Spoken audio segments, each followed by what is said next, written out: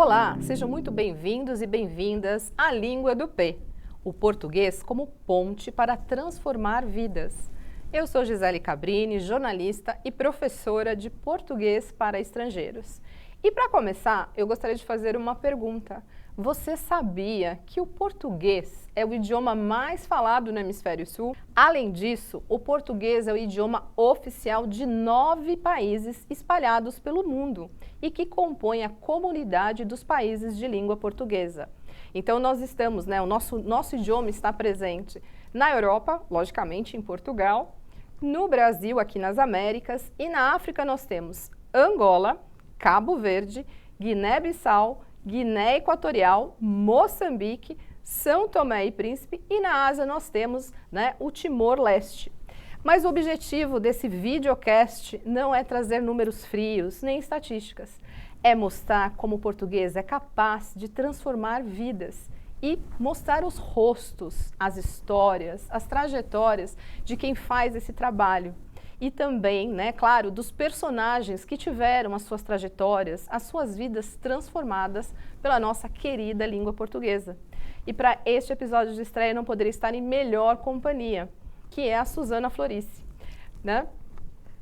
E Suzana, seja muito bem-vinda. E, assim, a Suzana, ela dispensa apresentações para quem, faz parte desse universo, do português, do ensino do português do Brasil como língua estrangeira. Mas é claro que nós queremos sempre ter muitos, o nosso público muito grande, diverso. E então eu gostaria que a Suzana começasse e que ela se apresentasse. Bem-vinda, Suzana. Poxa, muito obrigada, Gisele. Eu te acompanho há tanto tempo e muito obrigada pela honra de estrear esse programa, não é? Que me parece com um nome tão bom, A Língua do P. De fato, aliás, me remete à infância, Eu nunca consegui usar muito a língua do P, mas enfim, era uma brincadeira que se fazia na minha infância muito. Muito bem, eu sou Suzana Florice, nasci na Itália, num lugar chamado Udine, e aos 6 anos eu vim para o Brasil. Mas eu só descobri que para mim português era a segunda língua, imaginem vocês, recentemente, há uns 10 anos, não me lembro exatamente o ano, em que o Brasil foi o país homenageado na Feira do Livro de Frankfurt. E tendo sido o Brasil homenageado na Feira do Livro de Frankfurt, eu tive o privilégio de ser convidada para fazer uma fala sobre a questão da língua portuguesa no mundo. As minhas falas fora do Brasil sempre são a língua portuguesa pede passagem. E para mim, português é uma segunda língua, porque eu aprendi português aqui, quando vim para o Brasil com os meus pais. Com 6 anos, eu comecei a minha trajetória nessa questão da língua portuguesa. Então, nós viemos originalmente para Petrópolis, no estado do Rio, e depois para Recife, que lá, então, eu fiz a minha graduação em letras, E depois vim para São Paulo para fazer a pós-graduação em teoria da literatura. Vindo para São Paulo, eu tinha estudado numa escola americana, em Recife, e quando eu vim para São Paulo, para me sustentar, eu resolvi começar a lecionar inglês, E, de repente, para encurtar a história, eu fui convidada, abri uma empresa, justamente para ensinar inglês e italiano, mas muito mais inglês. Eu fui convidada por uma grande empresa que veio para o Brasil na época das privatizações, uma empresa japonesa, me convidou para desenvolver um trabalho de português como segunda língua, vamos falar sobre isso, como segunda língua, lecionando português aos expatriados que vinham trabalhar no Brasil. Nesse caso, eram todos japoneses, era uma empresa totalmente japonesa. Naquela ocasião, ainda não se trabalhava muito com português à distância, online, então realmente chegavam muito crus naquela época. Aliás, não sabiam nada de português e muito menos da nossa cultura. Então, eu comecei a lecionar português nessa empresa, e ao mesmo tempo inglês e espanhol, e japonês, Abri a Torre de Babel, Idiomas e Culturas. A minha primeira empresa se chamava Florice, Línguas e Traduções, que era o meu sobrenome. Depois, conforme fui crescendo, abri a Torre de Babel, Idiomas e Culturas, empresa que este ano faz 42 anos de existência, Gisele, e alguns deles, os últimos, muito próximos a você, o que muito nos honra. Nesse percurso todo, como vocês sabem, material de inglês, espanhol, mas mais inglês, é muito dinâmico, muda muito, porque o mercado mundial para ensino da língua inglesa é uma coisa enorme. Mas como nessa empresa a gente lecionava inglês, japonês, espanhol e português, eu senti a necessidade de ter um material que se equiparasse ao material em inglês, assim, 4 cores, alegre, que mostrasse a beleza da língua portuguesa e a maravilha da cultura brasileira. Então escrevemos o primeiro livro, que você sabe, você conhece, o Bem-vindo à Língua Portuguesa no Mundo da Comunicação, que já vai na 11ª edição e que já vendeu no mundo, só o livro do aluno, mais de 220 mil volumes, exemplares no mundo, né? Então eu senti que estávamos, e comecei a pensar que eu queria trabalhar só com a língua portuguesa. Uma parte aqui que eu acho que é muito importante, né, o trabalho que a Torre faz de capacitação, né, para nós, né, quando a gente quer dar aula de português para estrangeiros, né, a questão dos materiais, né, que são referência. E se hoje eu, né, sou uma professora de português para estrangeiros, eu devo muito aí ao pessoal da Torre. Suzana, o seu trabalho, né, ele mostra claramente, né, como a língua ela é um instrumento de transformação pessoal e social. E porque ele devolve essa identidade, né, que a pessoa perde quando ela migra, né? E você é um exemplo, né, de pessoa que migrou, Sim. sentiu também isso. E eu queria que você contasse um pouquinho sobre um projeto muito especial, né, que eu sou muito fã, que é o Idioma que Soma. Sim. Para ensinar uma língua não é colocar um chip na cabeça da pessoa e sair falando, né? De jeito algum. Então precisávamos de uma coisa estruturada.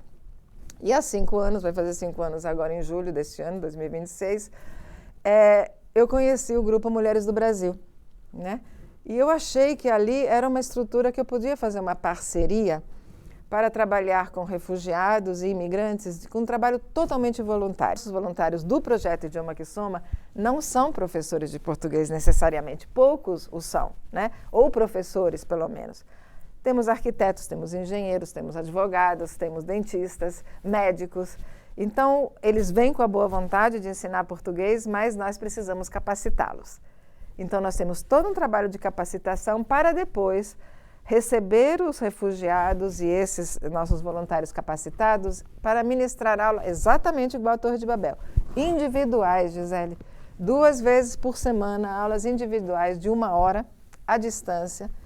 Então, é um trabalho, assim, que é absolutamente essencial para esse público. E, Suzana, eu queria que você falasse um pouquinho, quem são esses alunos que participam do Idioma que Soma? Quantos alunos são? Como é que é essa transformação? Os alunos não podem chegar ao nosso escritório aqui na Paulista, bater a porta e dizer, eu quero estudar português. Alunos refugiados e imigrantes, né? Então, eles precisam, Gisele, ser indicados por uma ONG ou uma instituição parceira, né? Por quê?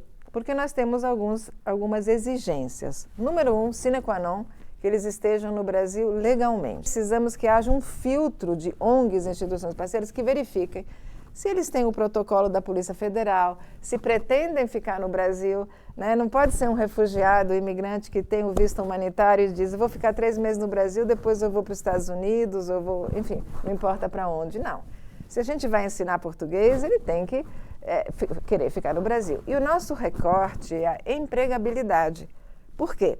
Porque a gente acha que, acredita, e é lógico que, se um pai de família, uma mãe de família ou um casal tem um emprego digno, ele vai trazer para a família toda uma vida digna no Brasil, né? Então, é empregabilidade. Nós não damos aula para crianças, muito raramente, porque aí tem uma especialização muito diferenciada.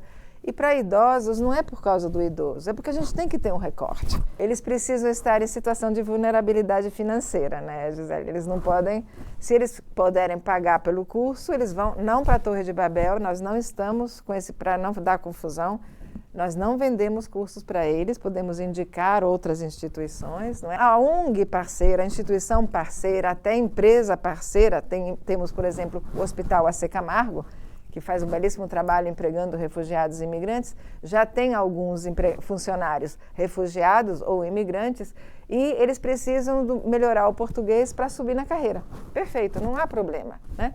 Nós acatamos, mas tem que vir indicados, Gisele, por uma ONG parceira. E, Suzana, essas pessoas geralmente, qual é a nacionalidade delas? De onde eles vêm? Hoje nós temos 54, olha só, 54 voluntários e 49 para ser exata, hoje, né, no dia 28 de maio de 2026. Venezuelanos, haitianos, peruanos, bolivianos. E é muito importante para a gente, Gisele, acompanhar os movimentos desses países, né? A Venezuela, lógico, até para a gente se preparar. A Bolívia, agora que está num momento complexo, sírios, libaneses, enfim, a gente tem um pouco de tudo. Mas agora, neste momento, seguimos com muitos venezuelanos. Agora, só para dar um número, nesses 5 anos que tenham passado pelo projeto, mesmo que tenha sido às vezes não por todo o processo, nós já atendemos mais de 400 pessoas, Gisele. Bastante, né? E uma coisa muito importante, o nosso programa é dividido em 4 níveis, básico 1, básico 2, intermediário 1, intermediário 2. E depois a gente acha que eles podem caminhar e ler, trabalhar, enfim, evoluir sozinhos, né? Cada um desses níveis, 4 meses. 4 meses. Fazem uma prova no fim, se chegarem ao nível desejado, recebem um certificado para estimulá-los a continuar. Ou seja, atenção, eles ficam conosco, se o desejarem, por 16 meses. 16 meses, gratuito, né, Gisele? Nossa. Tudo gratuito, material, tudo.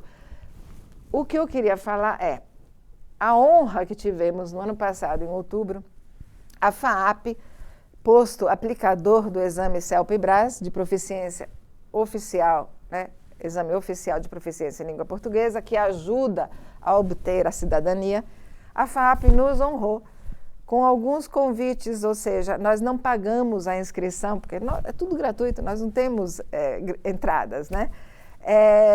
Nos honrou, nos ofereceu 5 vagas para prestar o CELPE-BRAS gratuitamente. Foi bárbaro, nós conseguimos inscrever 3 refugiados e os 3 conseguiram entre os níveis mais avançados e estão aplicando para a cidadania. Então, assim, só uma parte, acho que é importante a gente frisar, a Suzana já deu uma explicação, né? O CELPE-BRAS, ele é o exame oficial de proficiência em língua portuguesa do Brasil. Sim. E como a Suzana falou, o CELPE-BRAS, ele é obrigatório nesse processo de quem quer, né, se tornar um cidadão brasileiro. Então, assim, esse trabalho que é feito pelo Idioma que Soma e essa oportunidade que a FAAP está dando, ela é extremamente fundamental para que eles consigam êxito não só em viver no Brasil, mas se tornar um cidadão brasileiro. Então é muito importante isso. É importante também, né, que quem está assistindo a gente veja na prática essa transformação. Então, assim, aqui tem uma metade de surpresa, porque a Suzana conhece essa pessoa, estava lá quando essa pessoa gravou esse depoimento, que é a história da Milagros, né? Que a Milagros foi uma das alunas do Idioma que Soma e ela tem uma trajetória, assim, bárbara, que a gente vai ver. E aí a gente já vem para uma outra pergunta, que é, na verdade, um fruto muito lindo do Idioma que Soma. Pode soltar o VT. Oi, eu sou a Milagro e eu sou participante do projeto Corações Migrantes, Histórias de Recomeço. Minha história é onde floresce a saudade. Aí eu contei nessa história na despedida da minha casa, da minha mãe, da minha família. E isso aconteceu um 20 de março de 2023. Sem saber que essa história ia estar em esse livro, um 20 de março de 2026. Eu estou muito emocionada porque minha história foi escrita com muita emoção. E há 3 anos de eu viver esse sucesso, esse acontecimento, eu estou aqui com minha história em um livro. E para mim é muito emocionante. Assim que não perca de ler esse livro aqui, que tem histórias maravilhosas. E assim, é impossível a gente não se emocionar com a história da Milagros, mas a história da Milagros é uma das muitas histórias que fazem parte desse outro projeto. Não vou falar filhote, porque filhote parece que reduz, né? E a gente vê o impacto que ele produz. Suzana, fala um pouquinho então agora do livro Corações Migrantes. Isso. Então, eu tenho um projeto que chama, se vocês se interessarem por esse universo da língua portuguesa pelo mundo, que se chama Muitos de Nós. São entrevistas completamente informais com pessoas que lidam com a língua. Você foi entrevistada, inclusive está lá no YouTube, né, na minha página do YouTube. São pessoas que lidam com a língua portuguesa pelo mundo. Uma das entrevistas foi muito agradável com Ana Clotilde Tomé Williams, né, que é uma parceira muito antiga, que ela é professora de português na Universidade Northwestern University de Chicago, né, pertinho de Chicago. E nessa entrevista, e depois da entrevista, a gente perguntou, por que a gente não faz alguma coisa? A gente pensou, por que não fazemos alguma coisa com os seus alunos da Northwestern, americanos que estudam português, né, e os nossos alunos aqui, refugiados, né, ou imigrantes, que conversem entre si e depois produzimos algum texto. Então, esses alunos conversaram entre si durante 3 meses e depois cada um escreveu um texto que tem a ver com a sua vida como imigrante ou não. E originou-se este livro, que é Corações Migrantes, Histórias de Recomeços. 8 textos de alunos da Northwestern, americanos, estudando por todos os textos em português, né? E 8 dos nossos alunos aqui, esse da Milagros, que preparem os lenços, se forem ler o texto, porque realmente é muito emocionante. Nós publicamos esse livro, imprimimos o livro, fizemos o lançamento no espaço estante virtual do Magalu, lembrando da nossa parceria com o Grupo Mulheres do Brasil, né? E ali fizemos o lançamento, a Gisele nos fez o prazer de fazer as gravações com todos os nossos alunos. Tudo que arrecadamos foi destinado à Casa Venezuela, que é uma das instituições parceiras que acolhe imigrantes venezuelanos, e para o Comitê de Inserção de Refugiados e Imigrantes do Grupo Mulheres do Brasil.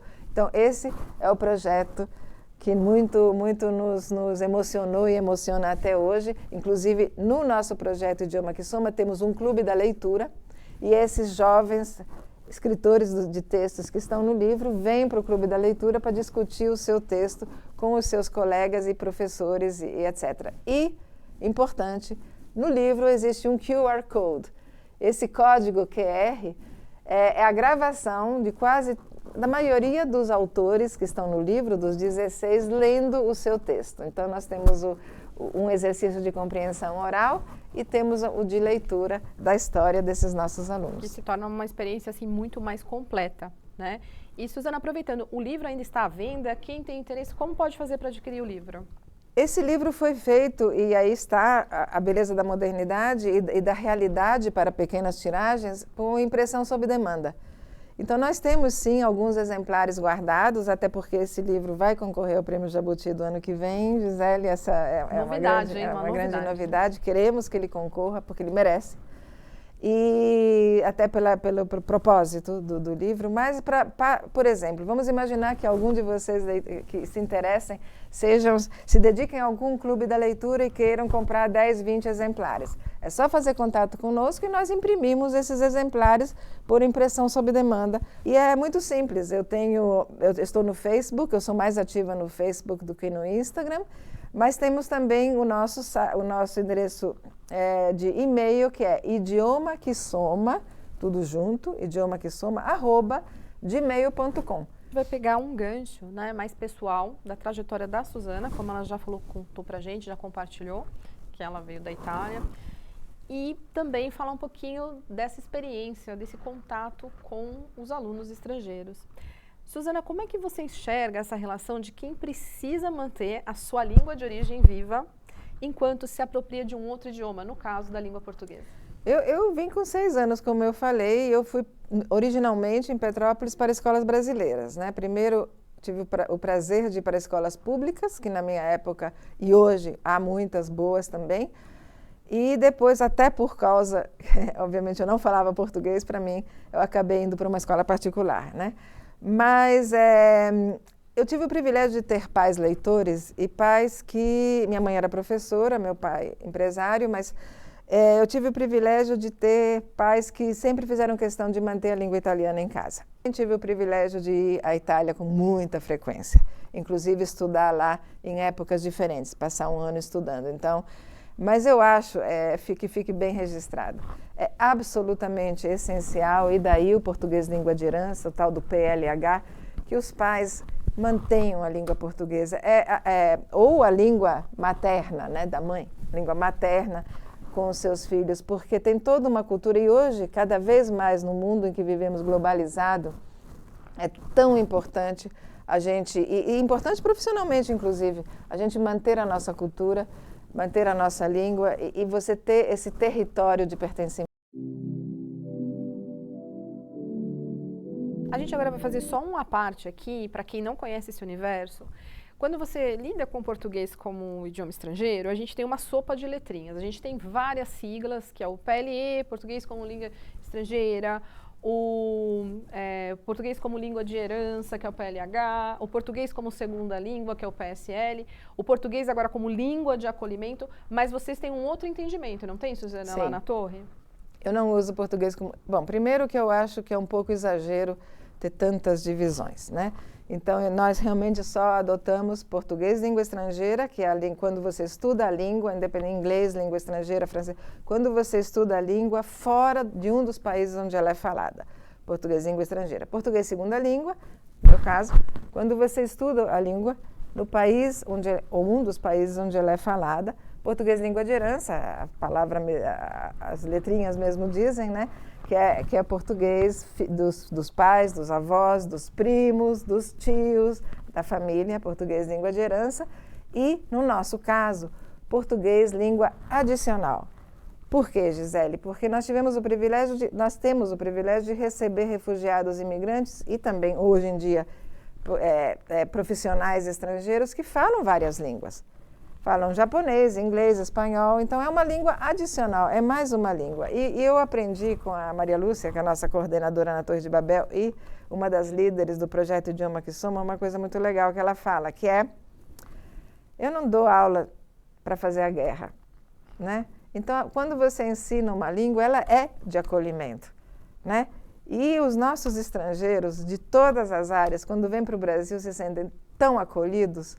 Então, isso é o óbvio. Então, eu prefiro dizer língua adicional, Gisele. Aproveitando, mandar um abraço aí para Maria Lúcia, também muito querida, né? E, Suzana, falando um pouquinho sobre isso, dessa questão de acolhimento, de pertencimento, você acredita que aprender a língua do país onde você vive, onde você trabalha, onde você estuda, isso muda a autoestima da pessoa? Como é que é isso? Muda a autoestima porque você abre os horizontes. E quando você abre os horizontes, eu creio que você tem não só isso, como é um pertencimento maior e um conhecimento maior para quando você volta para sua terra. Não é o caso dos refugiados, que muitas vezes não podem voltar. Pensem nisso. Ninguém é refugiado porque quer, né? Então, muitas vezes o refugiado não tem como voltar para sua terra. Às vezes ele é apátrida. O que é isso? Ele não tem mais pátria. A pátria sumiu, a pátria evaporou, a pátria não existe, né? Mas quando ele volta como profissional, olha a abertura que é, né? Em tantos e tantos países você sabe, mas a língua portuguesa, sim. Hoje em dia, por exemplo, na China, até alguns anos atrás, eram 4 as universidades que ensinavam português. Hoje são 50. Então, quem volta com a língua, volta com um plus. Eu fui a Princeton, a Universidade de Princeton, há uns anos atrás, com o querido Luiz Gonçalves, um grande uma pessoa que trabalha muito com e pela língua portuguesa. Eu sempre pensei, conheci os alunos dele naquela época, há uns 10 anos mais ou menos, e eu pensei, por que um aluno de Princeton estuda português, ou da Northwestern, ou de Columbia, ou de Yale, Harvard, por quê? Será, né, vão ser professores? Não. Mas acontece que é um plus no seu currículo. E muitos deles, porque os pais, os avós, vêm de um país de origem portuguesa também. Então, eu acho que a autoestima, nesse sentido, sim, porque você se empodera de mais conhecimento. E conhecimento, né? Ana, qual foi a história de um aluno, de uma aluna que mais transformou você pessoalmente? Teve alguma frase, alguma situação que foi a mais marcante? Eu acho que é difícil porque você, né, devem ser várias histórias. Não, eu acho que normalmente recentemente eu recebi um áudio de agradecimento, o projeto Idioma que Soma, de um aluno chamado Alexei. ele é da Venezuela, e ele dizendo que a gente não tem ideia de quanto esse trabalho faz com que eles se sintam em casa. Eles sentem que tem um lugar seguro na língua e nos professores para evoluir, né? Então, essas coisas emocionam muito. O texto mesmo da Milagros, toda vez que eu leio, eu choro, Gisele. Não, é muito... O texto dela realmente... Na verdade, todos os textos, como você falou do livro, são incríveis, mas o dela toca no nosso coração. Toca. Então, é importante também dizer, Gisele, que nós não mexemos nos textos. Nós discutimos os textos com eles modificaram os textos, alguma pincelada, assim, mas existem erros nos textos. Nós queríamos que fossem textos autorais, deles, né? autorais, não nossos, né? Olha o título do texto da Milagros. Onde floresce a saudade. Por aí já é uma poesia. E agora a gente vai emendar com uma outra pergunta que justamente, né, vem ao encontro da palavra saudade, né? Existe esse clássico que a gente fala, saudade é uma palavra. Na verdade, não é que não existe em outro idioma, é que no nosso idioma ela é um substantivo. E se a gente olhar nas línguas latinas, a gente tem que usar verbos e também no inglês se expressa através de verbo, né? Não vou falar de outros idiomas porque aí já não sei. Suzana, então, para você, qual é a sua palavra favorita da língua portuguesa? E também uma outra pergunta, qual que você acha que é mais divertida para os estrangeiros? Já teve alguma situação de alguém que comentou, essa palavra é engraçada, divertida? Eu acho, eu gosto muito de... A língua portuguesa é uma música, né? A língua portuguesa dança, né? Como alguém recentemente falou, dança, né? Eu acho que tem tantas palavras, me veio à cabeça, só porque me veio a palavra ternura. Eu acho uma palavra muito linda e talvez porque tem a ver com o que os nossos professores voluntários fazem e têm o sentimento que têm com seus alunos. Essa ternura, esse acolhimento, eu acho que faz com que o projeto Idioma que Soma seja o projeto que é hoje em dia, né? Mas eu acho que existem muitos falsos amigos, né? Os falsos amigos são sempre muito engraçados, né? Eles são um capítulo à parte em qualquer aula, né? Em qualquer aula. A gente usa. Mas eu, por exemplo, assim, uma que eu vejo que eles ficam muito, assim, surpresos e que eles têm até dificuldade, logicamente, de falar, porque é uma palavra difícil na hora da gente, mesmo quem é nativo falar, é o borocochô, né? Essa é uma palavra que sempre eu acho divertida, eles se divertem, eles dão risada, mas como você falou, os falsos amigos realmente... Sim, mas eu acho que tem uma palavra que, você falou borocochô, me lembrei logo de borogodó. Eu acho que borogodó é uma palavra tão boa, porque, e é o que nós temos um borogodó que ninguém mais tem. Essa é a grande verdade, Gisele. Eu acho uma grande bobagem essa rivalidade, às vezes, que existe entre o nosso português e o português de Portugal. Acho que são os dois são bonitos, os dois têm o seu valor, mas eu não gosto dessa rivalidade que às vezes existe, né, que a gente sente às vezes um pouco mais por lado de Portugal até do que do próprio Brasil, né? Eu acho que o que faz o português do Brasil tão incrível é justamente essas contribuições que nós temos. Eu brinco que o português do Brasil é uma esponja, né? E, então, a gente tem uma contribuição incrível, logicamente, dos povos originários, que são os povos indígenas. Das línguas africanas. Infelizmente, nós tivemos um período terrível, que foi da nossa escravidão, os escravizados, mas que trouxeram essa contribuição incrível, né? Eu adoro a palavra dengo, cafuné, samba. E a gente acaba absorvendo também dos estrangeiros que aqui vieram, né? Temos inúmeros exemplos aí, né? Do italiano, do francês, do próprio inglês. Então, justamente eu queria agora, para a gente encerrar, para a gente poder fechar, eu queria ficar aqui com você para sempre, mas não podemos. Não. Enfim, Suzana, para você, o que torna o português do Brasil tão incrível? Eu acho que é isso que eu falei mesmo, é o borogodó. Ou seja, e também a questão que é uma música que dança, é uma língua que dança, né? Tem todo um... Mas eu só queria, se me permite, fazer uma observação sobre essa questão das palavras que vêm originalmente de outras línguas. Duas coisas eu queria falar. Uma, a língua portuguesa do Brasil com Portugal, com Angola, etc., elas se adicionam e ficam mais ricas. Não é porque... E realmente tem momentos... Eu tenho 3 sobrinhas portuguesas, nascidas em Portugal, né? Portuguesas de fato, que fizeram toda a escola lá, muito pouco vieram para o Brasil. E eu confesso que há momentos que eu não entendo o que elas falam. Não entendo. Então, realmente, há grandes diferenças. Mas isso não é um atrito, isso é uma riqueza. Isso é uma riqueza. Então, não há por que termos atrito por causa disso, mas uma coisa que me incomoda muito é quando a gente exagera Gisele, no uso de línguas de outras origens, quando nós temos o vocabulário da língua portuguesa é muito vasto. Então, me incomoda muito quando a gente tem palavras em português que podem ser usadas ao invés de se usar um estrangeirismo. Sim, né? A gente sente que, principalmente essa questão no mundo corporativo Sim. hoje, né, esse excesso, nessa questão do feedback, essas coisas que a gente tem palavras para isso. Vou dar um retorno para você. Claro, o que é que a gente não valoriza o que tem. Sim. O Brasil precisa se valorizar. Quando um estrangeiro, eu já tive casos na Torre de Babel, Gisele, de estrangeiros profissionais, não estou falando dos refugiados, que precisavam voltar, porque acabou o tempo deles no Brasil, para trabalhar em outros países, não importa qual, chorando na Torre de Babel porque tinham que ir embora. Então, o estrangeiro normalmente vem, são raríssimas as exceções que querem ir embora. Adoram viver no Brasil. Então, vamos valorizar o Brasil, a língua portuguesa e a cultura transmitida pela língua portuguesa, Gisele. Perfeito, Suzana. Um recado importantíssimo, mas infelizmente a gente tem que encerrar. Então, Suzana, eu estou muito honrada de verdade de receber você com essa bagagem incrível, né? Também com esse carinho, né, que você tem por mim, pela língua portuguesa, por esses alunos. Então, Suzana, para quem quer acompanhar o seu trabalho, o trabalho de Idioma que Soma, da Torre, deixa aí seus contatos, o seu recado. Muito bem. Então, do Idioma que Soma, já falei, idiomaquesoma@gmail.com. Torre de Babel, torredebabel@torredebabel.com.br.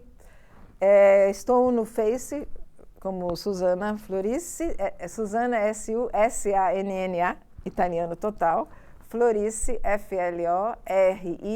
Florissi.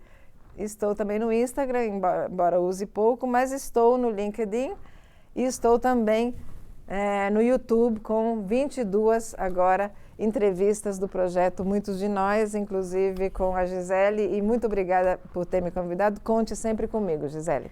E para você que nos assistiu e nos ouviu até aqui, o meu muito obrigada. Esse é apenas um passo muito pequeno, né, dessa ponte que eu quero construir através desse videocast.